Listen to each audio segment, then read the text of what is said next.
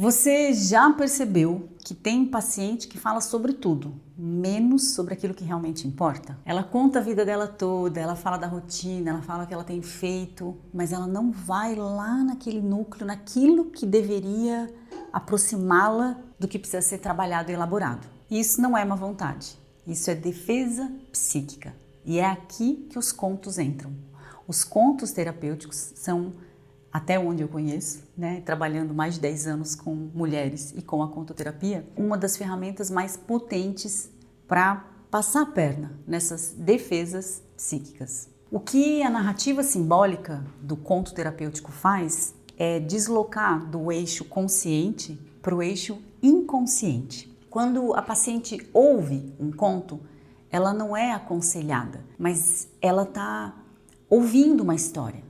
E a história não é exatamente sobre ela, é sobre a personagem, é sobre a narrativa. E é aqui que acontece o fenômeno do espelhamento. É onde ela projeta no conto aquilo que está acontecendo no mundo interno dela. Na psicologia, a gente chama esse mecanismo de bypass psicológico. O que é o bypass psicológico? É justamente essa capacidade que o recurso simbólico tem de passar a perna nos nossos mecanismos de defesas psíquicos. Quando a gente traz uma história, o ego então não se sente atacado e é como se todas as defesas psíquicas cedessem lugar para um espaço onde, quando a escuta menos percebe, quando aquilo que o racional não alcança, o símbolo alcança. Então, para mim, eu sempre falo que a característica mais potente dessa abordagem, dos contos terapêuticos, é justamente essa capacidade de bypassar, de transpor as barreiras psíquicas que nos impedem de chegar exatamente onde a gente precisa,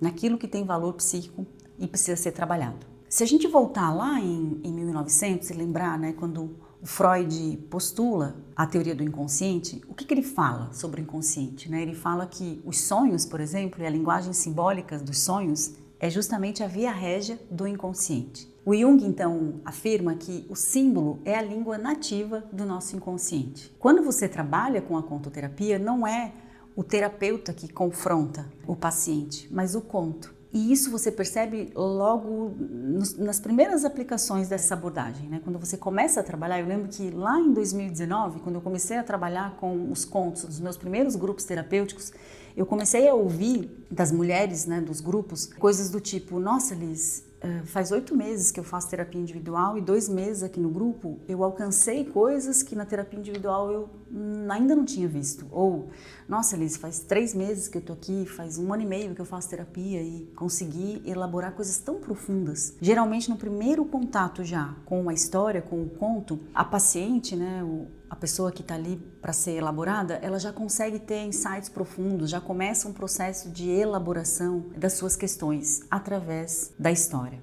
Então a história, ela cria uma distância segura. Ela pode chorar sem dizer que é sobre ela. Ela pode se expor, mas sem admitir que é sobre ela.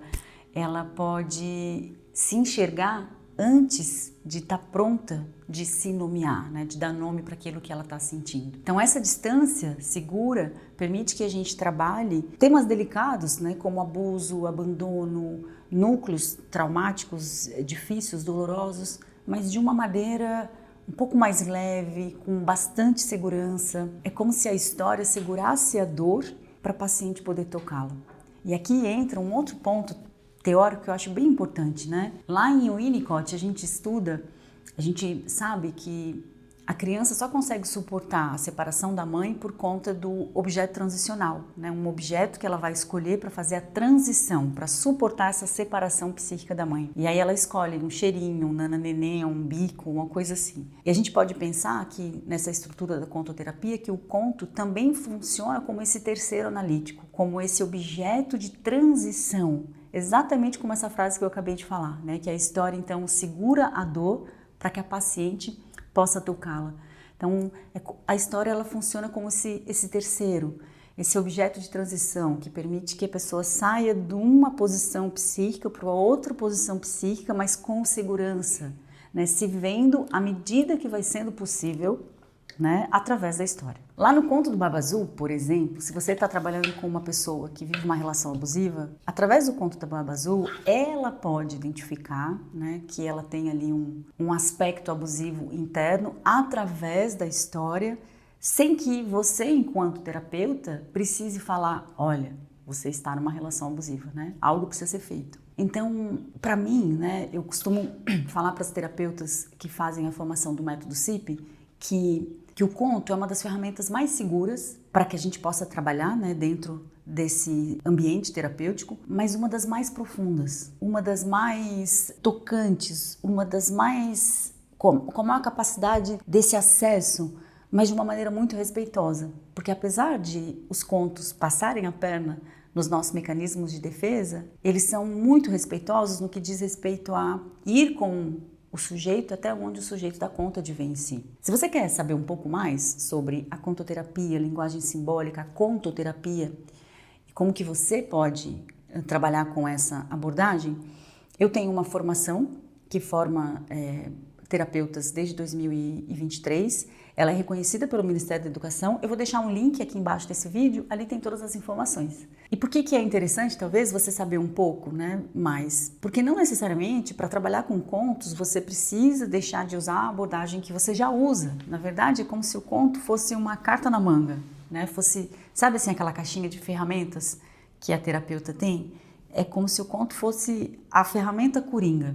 Então, quando você está ali no setting, né, com a tua escuta e você percebe que aquela jornada, aquele processo terapêutico, ele não está evoluindo, você experimenta trazer um conto. E o que eu escuto, né, as minhas terapeutas, depois de fazerem a formação, elas vêm fazer supervisão. E na supervisão elas trazem muito estudo de caso dos atendimentos clínicos delas. E é incrível os relatos, é incrível as partilhas. Exatamente nesse contexto que eu acabei de citar. Às vezes você está ali semanas com um paciente que está sempre às voltas com a mesma queixa manifesta e o tratamento não evolui. E o que vai acontecer é que, sem evolução, provavelmente esse terapeuta, esse paciente vai, talvez, essa pessoa, né, vai deixar até de querer continuar um processo terapêutico. E aí você traz uma história adequada, né, uma história pensada para aquilo que você quer trabalhar, e é como se o tratamento virasse para um outro rumo, né, onde a pessoa consegue se haver e com coisas profundas através das histórias. Então, é como se a narrativa criasse essa ponte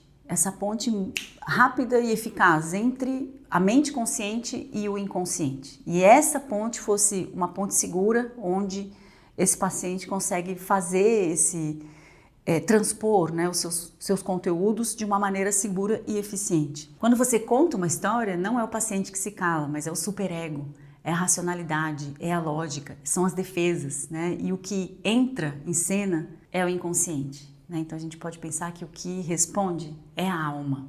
E é lindo, lindo, lindo, lindo, lindo, lindo de ver. O conto aciona, né, e o conto fala daquilo que a paciente era antes de aprender a se defender. Olha que coisa mais profunda, né? Olha a capacidade de um conto de invocar memórias, afetos, lembranças tão profundas. Então a gente pode pensar que os contos derrubam as nossas defesas porque falam exatamente onde o discurso não chega. Eles devolvem ao paciente, né, a sua própria alma e devolvem o terapeuta para o seu lugar.